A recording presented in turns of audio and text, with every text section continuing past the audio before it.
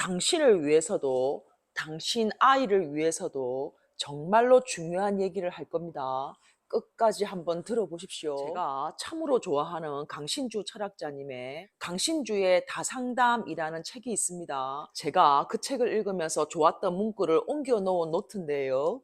오늘 당신께 꼭 전해주고 싶은 메시지가 있어서 제가 적어 놓은 그 문구를 읽어 드릴 겁니다. 마음으로 가슴으로 한번 들어보시기 바랍니다. 우리 인생의 무려 70%는 우리에게 주어진 것이라고 했잖아요.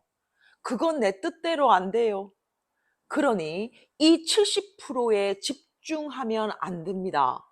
뜻하지 않은 많은 힘든 일이 있을 때 당신이 의도하지 않았던 것들에 집중하면 안 돼요. 힘든 일이 있으면 그냥 받아들이세요. 중요한 건 남은 30%에 집중하는 겁니다. 내가 어찌할 수 없는 70%를 응시하고 직시해도 그게 사라지기는커녕 내 마음속에서는 실제로 존재하는 것보다 오히려 비중이 자꾸만 커져만 갑니다. 당신이 그 어쩔 수 없는 상처에 집중하는 바람에 당신이 지금 돌보지 못하고 있는 다른 소리들이 중요해요. 상처는 죽을 때까지 생길 겁니다. 20대에도 30대에도 40대에도 생겨요. 그런데요, 어떤 경우에도 나머지 30%는 내가 결정할 수 있다는 것이 중요한 겁니다. 성숙한 분들은 내가 어쩔 수 없는 그 70%를 가지고 탓하지 않습니다. 이미 지난 거예요. 이미 일어난 일이에요. 이미 벌어진 그 70%에 집중하면 우리는 그 상처에 갇혀 지내요. 다시 한번 말합니다. 내가 어찌할 수 있는 30%가 중요한 겁니다. 까먹지 마세요. 절대 까먹지 마세요. 우리의 삶을 우리가 다 결정하고 살지 못해요. 너무 좋지 않습니까? 강신주 박사님은 70대 30이라고 하셨는데요. 뭐 60대 40일 수도 있고 90대 10일 수도 있을 겁니다. 또 가혹한 누군가에게는 99대 1일 수도 있겠지요. 내가 어찌할 수 없는 영역이 있습니다. 내 부모, 그 부모로 인한 상처들, 어릴 때의 경제적 여건들, 나의 성별, 나의 성격, 그리고 살아가면서 맞닥뜨려지는 크고 작은 사건들, 그 모든 것들은 우리의 영역이 아닙니다.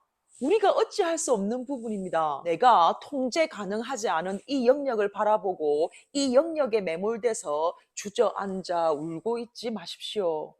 운다고 달라질 게 아닙니다. 속상해한다고 달라질 게 아닙니다. 걱정한다고 달라질 게 아닙니다. 불안해한다고 달라질 게 아닙니다. 우리의 영역이 아닙니다. 저는 종교는 없습니다만 신의 영역, 조물주의 영역, 우리 의지의 너머에 있는 영역입니다. 받아들이고 포기하고 외면하고 개무시하면서 내가 내 의지와 열정으로 어찌할 수 있는 이 30%에서 방법을 찾고 최선을 다하고 노력을 기울여야 하는 겁니다. 하수구로 흘러내려가고 있는 엎질러진 우유를 보고 왜 주저앉아 울고 계십니까? 엎질렀습니다. 쏟았습니다. 우유는 쏟아졌고 하수구로 흘러내려가고 있습니다. 돌이킬 방법이 없습니다. 엎질러진 우유는 흘러가게 내버려 두고 그 흘러가는 우유에서 시선을 돌리셔야 합니다.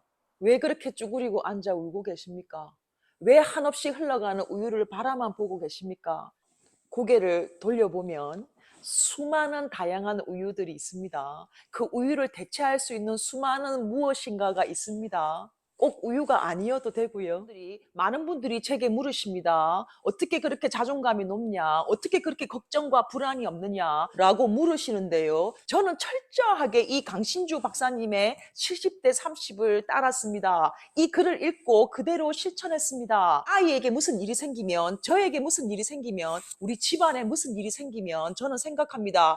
이 사건이 내가 어찌할 수 있는, 내가 해결할 수 있는 나의 영역이냐? 내가 어찌할 수 없는 신의 영역이냐를 생각하고요. 그리고 그걸 판단하고 이 영역이다 싶으면 과감히 포기하고 걱정을 하지 않습니다. 걱정한다고 달라질 게 없지 않습니까? 나의 귀한 시간만 소비되고 있을 뿐입니다. 내가 어찌할 수 있는 문제라고 판단되면 내가 할 수 있는 최선을 다해서 그것을 해결하려고 하지요. 자, 잊지 마십시오. 가슴에 문신처럼 새겨두십시오. 70대 30입니다. 내 인생에 내가 어찌할 수 없는 게 70입니다. 자, 내가 어찌할 수 없다면 여기에 미련 두지 마십시오. 여기를 바라보고 있던 당신 등을 돌려 당신이 어찌할 수 있는 이 30%에서 어른스럽고 성숙되게 그 답을 찾아 나갑시다. 또 다른 문구 하나 읽어드리겠습니다. 조금 빠른 템포로 읽어볼게요. 이 글 또한 가슴으로 한번 들어보시길 바랍니다. 그러니까 우리는 굉장히 힘들고 고통스러운 것이 삶의 본래 모습이라는 것을 알아야 합니다. 죽을 때까지 배도 고프고 버려지기도 하고 5만 가지 일이 우리 삶에 벌어져요. 행복이라는 것은 간혹 가다가 그 고독과 불행이 완화되는 겁니다. 아주 짧은 순간에요. 너무 힘들었는데 잠시 아카시아 향이 나서 행복한 겁니다. 고통과 고독에 익숙해지는 법들을 배워야 성숙해지는 법입니다. 나이가 든다는 건 정확하게는 혼자 있을 수 있다는 것입니다. 삶이 외롭고 괴롭다라는 것을 아는 순간 우리는 드디어 성숙한 인간이 되는 겁니다. 내일 봅시다.